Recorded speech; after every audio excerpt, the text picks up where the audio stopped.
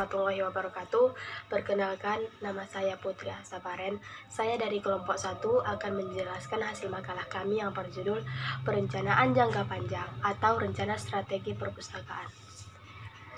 A. Pengertian perencanaan perpustakaan.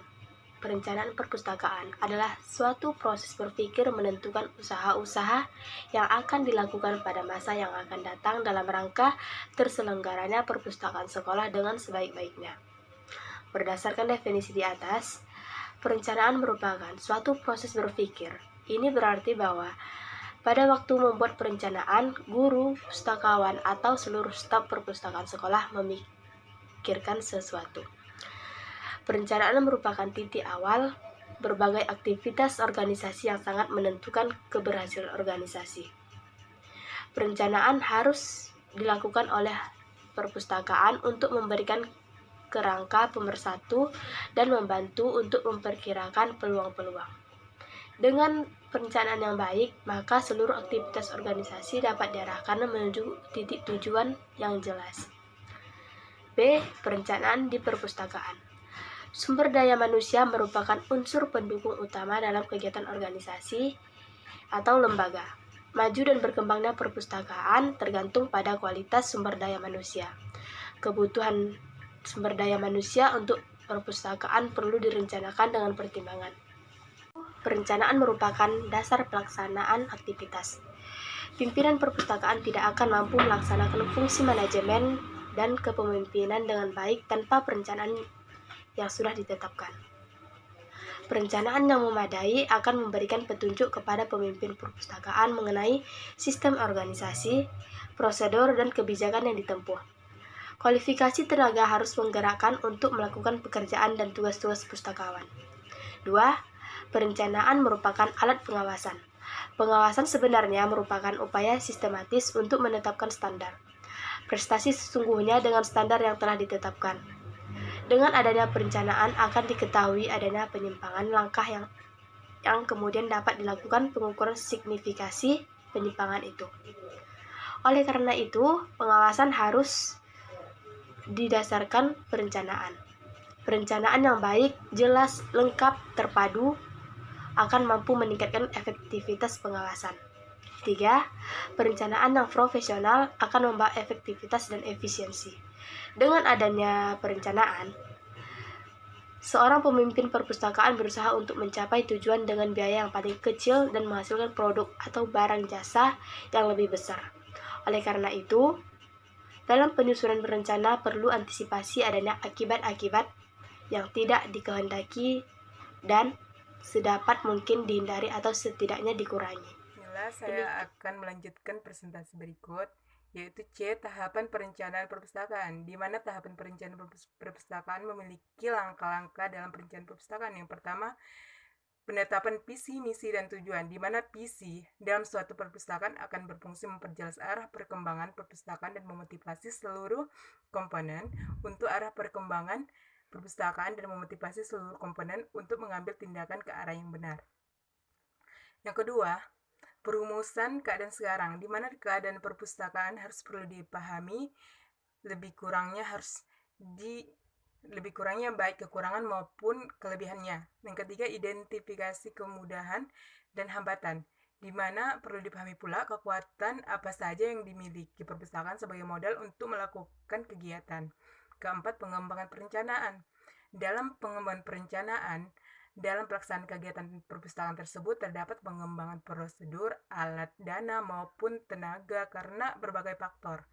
Adapun ciri-ciri perencanaan. Yang pertama, melihat jauh ke depan dalam arti bersangkutan dengan masa depan. Yang kedua, adanya tujuan yang ditetapkan sebelumnya berupa program kegiatan dan cara-cara pencapaiannya. Yang ketiga, penentuan cara-cara pencapaiannya dengan penetapan kebijakan, strategi, peraturan, standar organisasi, dan lain-lainnya.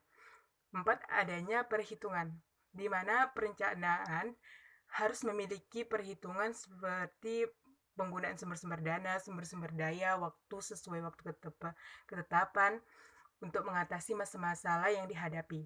Fungsi perencanaan yang pertama, membantu tercapainya tujuan. Sebagaimana perencanaan jangka panjang, perencanaan ini meliputi jangka panjang waktu 10 tahun ke atas. Dalam perencanaan ini belum ditampilkan sasaran-sasaran yang bersifat kuantitatif. C. Proses perencanaan.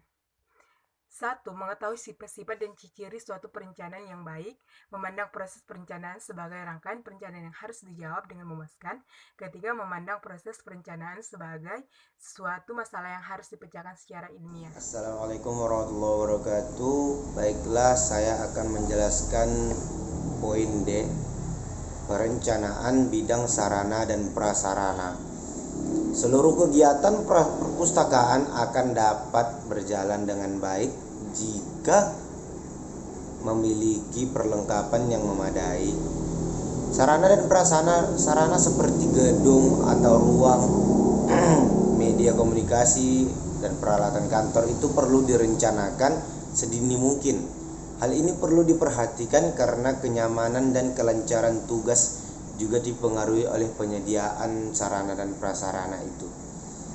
Dalam perencanaan sarana dan prasarana itu perlu memperhatikan beberapa hal agar tidak terjadi pemborosan dan agar terjadi kesesuaian perabot dengan ruangan dan orang yang melakukan pekerjaan. Langkah-langkah itu adalah: 1. Pencatatan perabot yang telah dimiliki. Perlu diinventaris perabot yang telah dimiliki mengenai jenis, spesifikasi, dan jumlahnya. Berapa kira-kira perabot yang masih bisa digunakan, berapa yang harus diperbaiki, dan berapa yang harus diganti baru. Inventarisasi ini penting karena dengan data ini dapat digunakan sebagai bahan pengambilan keputusan perencanaan sarana dan prasarana perpustakaan. 2. Ketersediaan ruang. Perlu diketahui secara pasti luas ruang, ventilasi, warna, pencahayaan, dan tinggi rendahnya ruang. Unsur-unsur ini diperlukan sebagai bahan pertimbangan penentuan jenis perabot, spesifikasi, model, dan warnanya. 3. Spesifikasi perabot.